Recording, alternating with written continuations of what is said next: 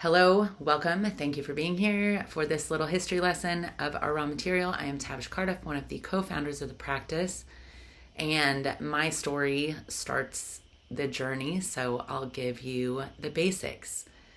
At some point, I started waking up, 2018-ish, I started waking up to 3 different dreams about Thomas Paine. My name is Tavish, translates to Thomas. Pain, obviously, Tavish's pain was what I was relatively associating it with, but something made me go look up his work. And Common Sense, a couple other just amazing pieces that he had written so long ago, opened my eyes to many things that I didn't understand about what people believed or didn't believe back then. Thomas Paine was followed by Cicero, Sir Walter Raleigh, and a couple other theorists that came in and out. And if you go research any of those people, you will see a vein of commonality to what this practice has become, which really is a way for each of us to find our own expression, to be our own representative in the laws of man, the laws of the universe, the laws of physics, being able to represent ourselves within the body that we, this vehicle that we came in with. So stay with me. I will make this make sense. 2018 was also the year the Sackler family was beginning to say that they were going to create a new drug to counter the effects of the drug that they had just made a lot of money on and made people addicted with. I set my sights on addiction. I really started thinking about there has to be some way that we can rework brain patterns, that we can rework shame, that we can do something from the inside out to shift these effects without having to pay another company a lot of money for something that is outside of our organic matter and body to affect these changes. How do we make this happen from within ourselves? Fast forward to the fall of 2019, when I was in Portland, Oregon, visiting my daughter. We were in Powell Bookstore, and I'm standing in the self-help section, metaphysical area, and I'm looking at all of these titles, biggest bookstore in the world, and there are so many books. How would a person choose which one to read? And I started, looking at titles and looking at names, and what I did was pull out a notebook and sit down on the floor and start writing down what I thought each of these books kind of had in common.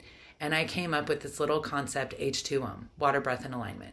Everybody's telling us to drink water and breathe and find some sort of alignment for your body, whatever mode works for you. Secondly, there's some system of thought, and I went back to Thomas Paine and common sense and how we really don't have common sense because each of us seem to know the things that we know best and expect that to be common for the people around us. And that expectation sets us up with all sorts of conflict and problems and on and on and on. Ergo, the need for the ORM thought practice. We call it the ORM Arena. We ask you to picture yourself in an ancient arena, 12 pillars all around you. 3 of them represent your emotional body, 3 your spiritual body, 3 mental, 3 physical. They start at the solstice and the equinox, and they follow the most natural cyclical timeline that our earth can offer. And it gives us the opportunity to develop not only a relationship with each of these pillars for ourselves, but gives us, again, that reinforcement to represent ourselves in the larger arena of the world. When we can be clear with ourselves about each of these pillars, we become not only able to handle whatever comes our way, but offer support and offer help when other people need the same thing. And not only do it, but do it well and do it willingly, and then eventually really do it naturally and organically.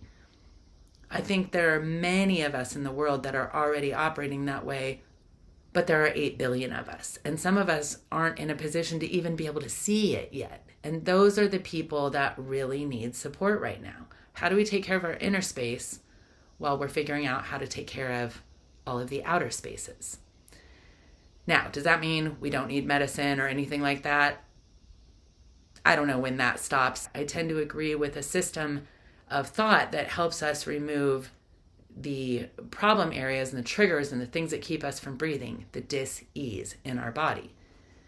When we become present emotionally, we start to develop healthier habits. We start to develop a healthier mental state that can say what it needs to say without fear of how it's being received.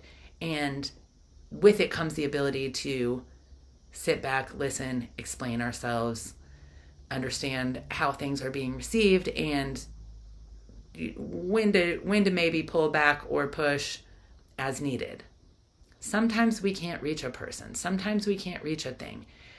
And it's enough to breathe and allow some space for that. So the history of ORM as a practice to guide each of us into ourselves and then into becoming our own guide is the sweet spot.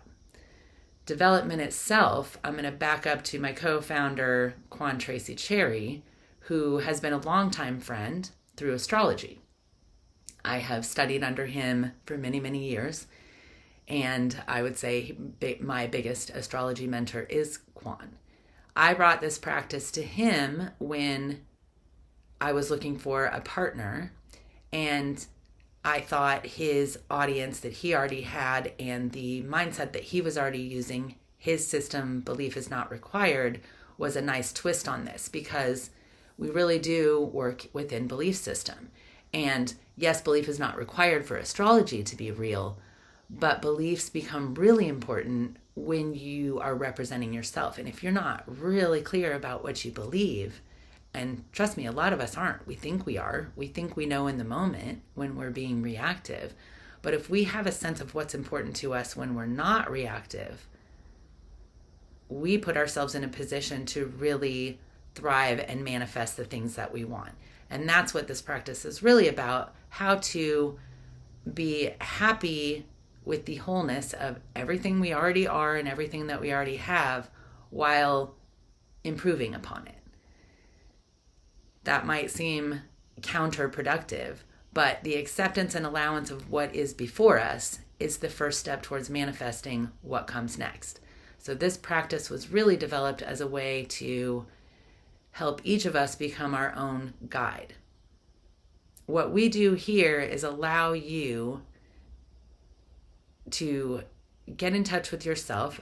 Quan and I have spent the last 4, 5, 6 years practicing this, making sure it works, and really putting ourselves in a position to stand behind it and to help people learn to heal with it, transform themselves, manifest the things they want, get themselves in a position to live in the world they want to live in a safe world, even in a world that is, by all accounts and all news reports, not very safe.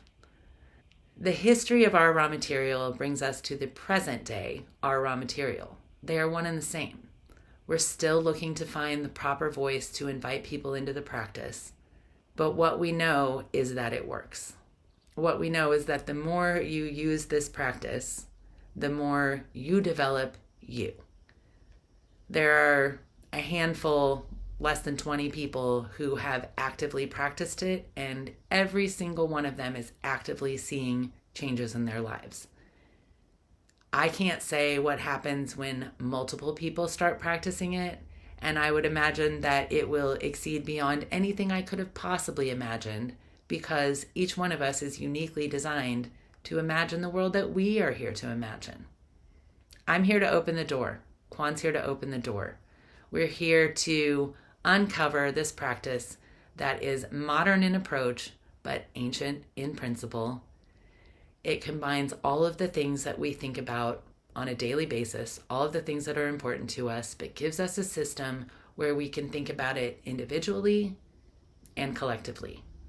As we each embark on this system 4 times a year, we are putting energy in the same space at the same time. Let's just talk Food Week.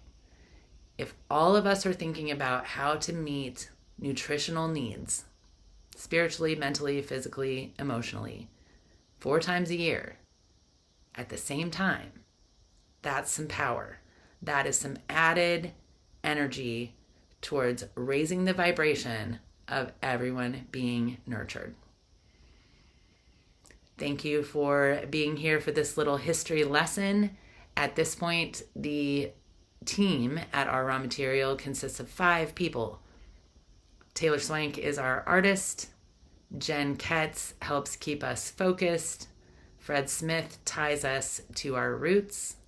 Quan Tracy Cherry and myself are the patient zero of this practice, and we test ourselves inside out every single day to make sure that it continues working, so that as we present it to you, it is a tool that you can use. And not only can you use it now, once you start the practice, you can dip in and out of it anytime for the rest of your life. Happy wholeness. Because at our raw material, wholeness is the goalness.